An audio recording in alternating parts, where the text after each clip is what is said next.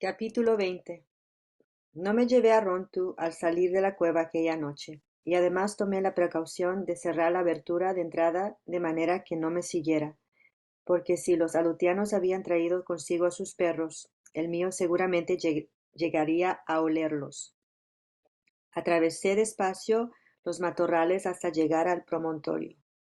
Antes de haber subido hasta la cúspide de la roca, ya podía ver el resplandor de las hogueras encendidas por los visitantes. Habían establecido su campamento en la meseta, junto al manantial, exactamente donde ya estuvieron la otra vez, a menos de media legua de mi escondite.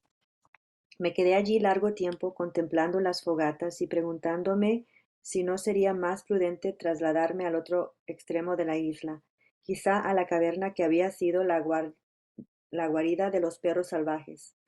No es que tuviera miedo de ser descubierta por los hombres de la expedición, porque éstos se encontraban demasiado ocupados durante el día, bien cazando con sus canoas, bien despellejando las nutrias y realizando labores de ese estilo en la playa. Quien más me preocupaba era la chica. El barranco estaba cubierto de un espeso matorral, a través del cual era difícil pasar, pero lo cierto era que en aquella zona crecían semillas y raíces muy útiles. Algunas veces cuando ella salía en busca de alimentos, cabía la posibilidad de que se acercara hasta la zona del manantial y viera que alguien lo utilizaba, siguiendo después mis huellas hasta la cueva. Continué escondida en el promontorio hasta que las hogueras de los alutianos se apagaron. No cesaba de pensar en todo lo que podía hacer, en los distintos sitios de la isla en que podía arreglarme un refugio. Finalmente decidí quedarme en el barranco. El extremo más alejado del campamento alutiano carecía de agua y además, si me trasladaba allí no tendría sitio, pese a necesitarlo para esconder la canoa. Regresé a la cueva y no volví a salir de ella hasta la luna llena, cuando ya tenía pocos víveres. Ronto y yo subimos al promontorio y al pasar por delante del cobertizo observé que faltaban 3 costillas de ballena de las que componían la cerca. Sin embargo, nadie merodeaba por los alrededores, puesto que Ronto siguió callado. Esperé hasta que la marea bajó, muy cerca ya de la aurora, y llené un cesto de abalones y agua del mar. Antes de que se hiciera de día, estábamos el perro y yo otra vez escondidos en la caverna. El agua del mar sirvió para mantener frescos los mariscos, pero la vez siguiente en que intenté una salida nocturna no pude llegar hasta el arrecife porque la oscuridad era total, y tuve que contenerme con procurarme unas cuantas raíces. No me daba tiempo de todos modos a reunir muchas antes de que saliera el sol, así que tuve que hacerlo por la mañana temprano hasta el siguiente cambio de luna.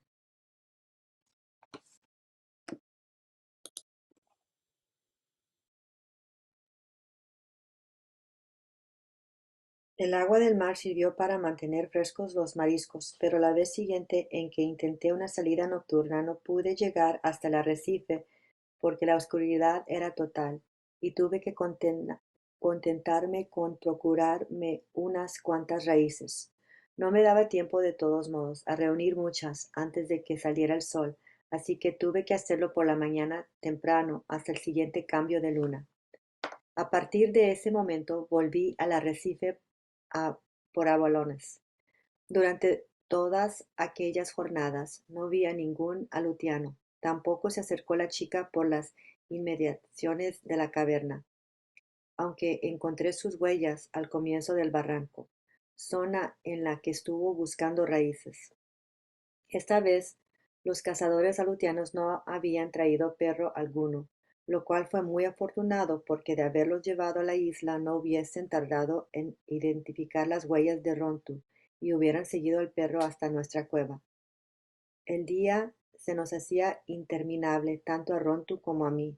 Al principio el perro recorría sin cesar todo el recinto de la cueva y se acercaba a la abertura que daba al exterior, olisqueando por las hendiduras. En ningún momento permití que saliera solo, por temor a que se acercase al campamento de los cazadores y no volviera más. Tras unas cuantas jornadas se acostumbró a su encierro y estaba todo el día tumbado en el suelo, inspeccionando atento cuanto yo hacía.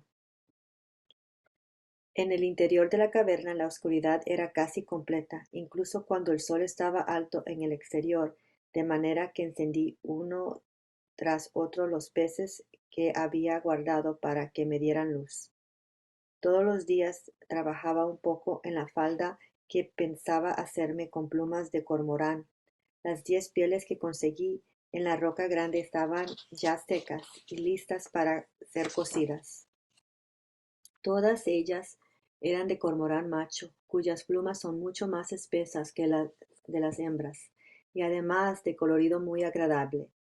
Si la falda de yuca había resultado sencillísima de confeccionar, esta que ahora hacía con pieles y plumas de cormorán podía resultar mucho más bonita, de modo que corté y cosí el material a mi disposición con exquisito cuidado. Empecé a confeccionar la falda por la parte de abajo, uniendo las pieles por las puntas y utilizando 3 de ellas para todo el ruedo de la prenda. Luego fui añadiendo pieles progresivamente, procurando que al terminarla las plumas quedasen de arriba abajo, formando dibujos. Era en verdad una falda hermosísima, y la terminé a comienzos de la segunda luna. Ya había consumido todos los peces que hacía arder para iluminar la cueva, y como no podía bajar la playa por culpa de los salutianos, saqué la falda al exterior para terminarla trabajando a la luz del día. Había visto 2 veces huellas en el barranco, pero no más cercanas a la caverna que antes.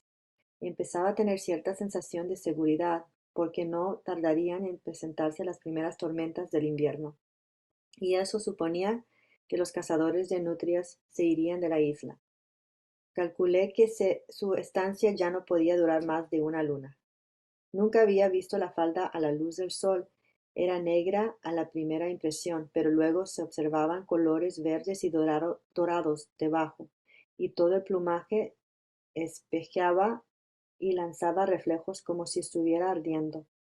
Fui cosiendo ahora con mayor rapidez, porque además casi la tenía acabada, y de vez en cuando me paraba para colocarme la falda alrededor de la cintura. Rontu, le dije, embriagada de felicidad, si no fueras un perro macho, te haría otra tan bonita como esta. El perro, que estaba perezosamente tumbado a la entrada de la cueva, levantó la cabeza y bostezó y continuó dormitando como si tal cosa. Estaba de pie probándome la falda cuando el perro se puso de pronto tieso. Oí claramente sonido de pasos. El ruido venía de la dirección en que se encontraba el manantial, y al volverme rápidamente vi a la chica que me miraba desde de unos matorrales. Tenía yo la lanza junto a la entrada de la cueva, casi al alcance de la mano. En aquel instante la muchacha no estaba a más de 10 pasos de donde nos encontrábamos, Rontu y yo. Creo, pues, que un solo movimiento podría haber tomado el arma y habérsela arrojado con fuerza. Desconozco lo que me impidió hacerlo, pues a fin de cuentas ella era un miembro de la expedición de los salutianos que mataron a los de mi tribu en la playa de la Caleta de Coral. Ella pronunció algunas palabras y Ronto abandonó la entrada de la cueva, marchando lentamente a su encuentro. En el trayecto el perro tenía erizado el pelo, pero cuando estuvo junto a la muchacha toleró que ésta le acariciase el cuello. La chica me miró e hizo un movimiento con las manos como dando a entender que Rontu le pertenecía. No, grité y moví la cabeza con furia. Tomé la lanza. La muchacha empezó a girarse y creí que iba a escapar huyendo a través del matorral. En cambio, hizo otro movimiento dando a entender que el perro era ahora mío. No confiaba en ella, así que continué con el venablo apoyado en el hombro, lista para tirárselo. Tutok, dijo señalándose a sí mismo. No le indiqué cuál era mi nombre. Llamé a Rontu y vino enseguida a reunirse conmigo. La chica miró al perro, me miró a mí y después sonrió francamente. Era mayor que yo, pero no tan alta. Tenía la cara ancha y los ojos pequeños muy negros. Al sonreír vi que tenía los dientes desgastados por la costumbre de los alutianos de masticar continuamente tendones de foca, pero en cambio el color de su dentadura era blanquísimo. Yo tenía todavía la falda hecha con pieles de cormorante entre las manos y la muchacha señaló la prenda mientras pronunciaba algunas palabras. Una, en particular, me recordaba a la expresión que en el lenguaje de mi tribu usamos para decir que una cosa es bonita. Wincha. En aquellos momentos me sentía tan orgullosa de mi falda que era incapaz siquiera de pensar. Continuaba empuñando la lanza, pero con la otra mano levanté en el aire la falda para que lanzase destellos al sol. La chica entonces salió de entre los arbustos, se me acercó y tocó la prenda. Wincha, anunció complacida. Por mi parte no pronuncié la palabra alguna, pero estaba claro que quería tener en sus manos la falda, así que la entregué. Ella la colocó en torno a su cintura, haciéndola oscilar a uno y otro lado. Sus ademanes eran elegantes, y la falda flotaba alrededor de su cuerpo con verdadera gracia. Pero yo odiaba a los alutianos y se la quité. Wincha, afirmó de nuevo. Hacía tanto tiempo que yo no oía el lenguaje humano, que sus palabras provocaron en mí una sensación extraña, y sin embargo resultaban agradabilísimas de oír, aun viniendo, como era su caso, de un enemigo. La chica pronunció más frases de las cuales no entendía nada, pero al hablar miraba hacia la cueva por encima de mi hombro. Señaló la caverna y luego a mí con unos gestos que parecían indicar la acción de encender fuego. Sabía lo que quería decirme, pero me hice la desentendida. La muchacha deseaba saber si vivía permanentemente en la cueva, a fin de volver con unos cuantos alutianos y trasladarme al campamento. Moví pues la cabeza energéti- energe- eh, enérgicamente al tiempo con el brazo mostraba el extremo más alejado de la isla, porque no confiaba en ella.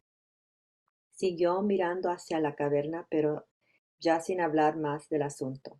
Por mi parte continué sujetando la lanza sin tirarla, aun cuando temía que pudiese volver con sus cazadores. Volvió a acercárseme y me tocó un brazo. El contacto de su mano no me gustó. Dijo más palabras y sonrió. Luego se fue a la fuente para beber. En un instante desapareció entre los arbustos, sin el menor ruido. Rontu no intentó seguirla. Retrocedí hasta el interior de la cueva y deprisa empecé a preparar mis pertenencias para salir en busca de otro refugio. Tenía aún toda la jornada para poder hacerlo, dado los hombres trabajaban en sus cosas y no iban a regresar al campamento antes de caer la noche. Al ponerse el sol, ya estaba lista para irme. Pensaba llevar la canoa a la parte occidental de la isla. Una vez allí podría dormir en las rocas hasta que los alutianos se marcharan, incluso yendo de un sitio a otro distinto, de ser necesario. Trepé por el barranco llevando 5 cestas y las oculté al lado del cobertizo, que había sido mi alojamiento hasta la llegada de los cazadores de nutrias. Oscurecía rápidamente y aún tenía que ir hasta la cueva en busca de los 2 que faltaban. Me arrastré con todo cuidado a través del matorral, deteniéndome justo encima de la boca de la cueva para escuchar. Pronto estaba quieto a mi lado, al acecho también de cualquier sonido. Nadie podía recorrer aquella zona llena de maleza sin hacer ruido, una vez puesto el sol, excepto naturalmente quienes hubieran vivido en la isla largo tiempo. Llegué hasta el manantial y regresé de nuevo a las cercanías de la cueva. Tenía la sensación de que alguien había venido hasta la caverna cuando yo me encontraba fuera. Podían estar ocultos espiándome. Quizá esperaban a que yo me metiera en la cueva. Me encontraba tan atemorizada que no me atreví a acercarme a la caverna, sino que di media vuelta.